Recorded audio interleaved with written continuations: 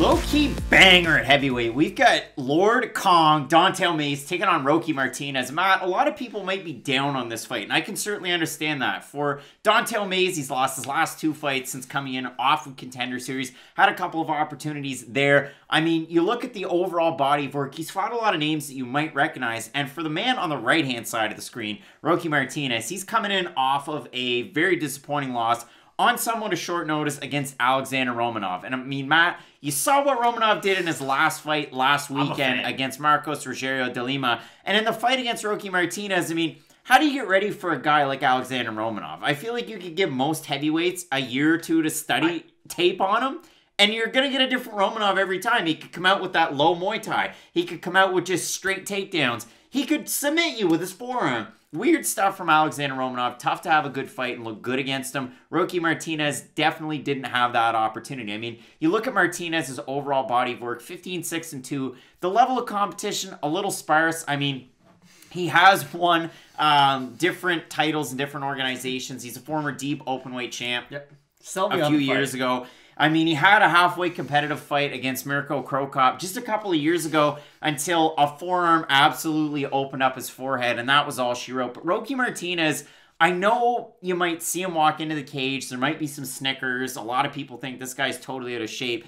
But he's he's fleet of foot, and I can say that for sure. He's open fights with flying knees. He's got a really nice left hook, and he does have nice forward movement. He throws a lot more single shots than he does combinations, but he is a very technical striker when he's walking his opponents down. And for the man on the left-hand side, Don'Tale Mayes, I mean, again, you know this guy. He's come up on the Contender Series circuit. He's had fights against those recognizable names that I mentioned, the Alan Crowders. I mean, got the fight against Ricardo Preisel that got him into the UFC. A fellow rising fighter like Roque Martinez was at one point. And then he ran into Cyril Gane, and we're talking championship level Cyril Gane. And then he had the fight against Rodrigo Nascimento where he lost both of those fights by finish, by submission. Don'Tale Mayes, mostly known for his boxing. Roque Martinez, good takedown defense, decent takedown offense if he's fighting a striker. And we know that his striking isn't half bad. Pretty heavy on his lead leg. I think that this fight definitely has the potential to deliver, maybe end up with a performance of the night in this fight. What do you make of this one? Because it's not like either one of these guys is going to shoot into the top 15 with a win. You probably need a few more. Roque Martinez, a little bit longer in the tooth. Obviously, quite a few more fights than Don'Tale Mayes. What do you think about this one? So I'm going to bring everyone's expectations for this fight back down to reality. Because, and it's nothing against Roque Martinez or Don'Tale Mayes, but you have two guys who are somewhat incomplete MMA fighters, just in regards of they have this one component of the game that they just don't really use and haven't really shown the ability to. Now with Roque Martinez, it's tough to show off your ground game against a guy like Romanov, but that fight was one of the least competitive fights we've seen that doesn't involve Khamzat Chimaev, because what Roque Martinez did, he went out, and I do like what you said, he has good boxing, he has good leg kicks, and he has a good level of athleticism for the looks of him. Mentioned that in a previous video. But Roque Martinez can't defend the takedown, and once he's on his back, he has this Thiago Santos problem where Thiago Santos, we're just going to start giving new guys like their own awards and problems, but Thiago Santos doesn't move on the ground. Once his back is on the ground, he's not going to make a lot of attempts to get back up to his feet. He's got that really good first move to defend the takedown, and if you get him down, he can explode immediately. But if you get him down and can control him for any period of time and kind of get a set position, you can stall him out and just sort of prevent his movement. Roque Martinez is in the same boat, and so is Don'Tale Mayes. But here's the good news. Neither guy's going to go for the takedown. I think Roque Martinez is definitely more likely of either guy to shoot in and start using his wrestling. And not because he is this phenomenal wrestler, but when he does fight other strikers who might have a little bit of a speed advantage over him, he will resort to a little bit of the wrestling because he does have good ground and pound from top position.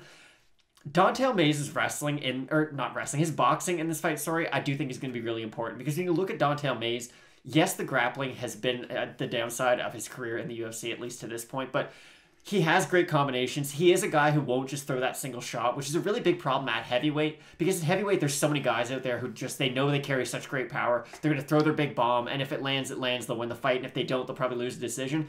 Mayes won't rely on that one shot. He does have it. He has a really nice combinations where he won't throw everything behind every shot. It's sort of Nate Diaz-esque. Again, I'm not comparing Don'Tale Mayes to Nate Diaz, but he won't throw everything behind every shot. He'll throw a few kind of feelers out there and then put a lot behind one. I do like his boxing style. I like how he goes to the body too. And a stat that Craig had mentioned before we had even started, we were just kind of looking at Don'Tale Mayes' career. He's really the output of his leg kicks throughout his career, and that's always something you like to see. Not just specifically with the leg kicks, but just when a guy can incorporate a new technique and start using it at a high level as they progress further into their career. The one issue I have with that, and again, this is a little bit of inside baseball, like getting ready, we'll look into the UFC stats. And I mean, again, for a guy like Don'Tale Mayes, you have a bit to go off of because you have a number of Contender Series fights, but you also have his 2 fights in the UFC. And I mean, he's a guy that on a couple of different websites, I believe it's Bronx Hills MMA is where he's listed out of. I could have a look to be sure. Bronx Hill MMA. If you actually look at it, he's training and fighting out of Jackson Wink MMA. So he definitely has a really good quality of training partner there. Obviously John Jones, but the list goes on and on out of the fighters that are there. And a guy like Brandon Gibson can definitely help out a fighter like Don'Tale Mayes, especially with his boxing, but incorporating that leg kick. The only issue I have, because we're going from single-digit numbers in his first few fights, where,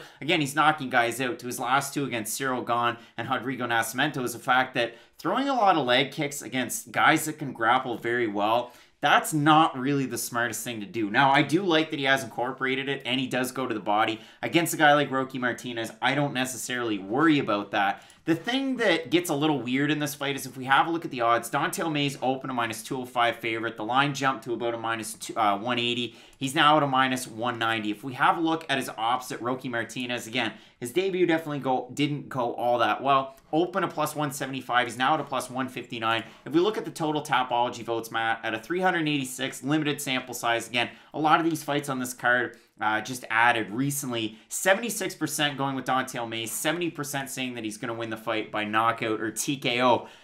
Again, it's a little bit tougher than that. It's not as black and white as those numbers might indicate in this one, because again, Roque Martinez is definitely, and I don't think it's a controversial statement, the more well-rounded mixed martial artist. But Don'Tale Mayes is starting to kind of come into his own. You can see that. Less fights on his record, younger fighter. And the level of competition that Don'Tale Mayes has fought, maybe it isn't the highest level, but you recognize those names. He's got a win over Muhammad Usman, a decision win. The Michael Stipe win was huge, not Michael Stipe from, you know, that band that one time that I'm absolutely blanking on. But in this fight, I'm looking forward to this one simply because, again, it's sink or swim. You lose this fight, you're in an awful spot in the UFC's heavyweight division. I do like the camp change at one point for Don'Tale Mayes. I think you're just going to pick up on all of those things. It's going to be diffusion through osmosis here, and I really do like Don'Tale Mayes in this spot. For me, it's a bit more of that pop and popcorn fight that we kind of debuted last weekend with question mark kicks.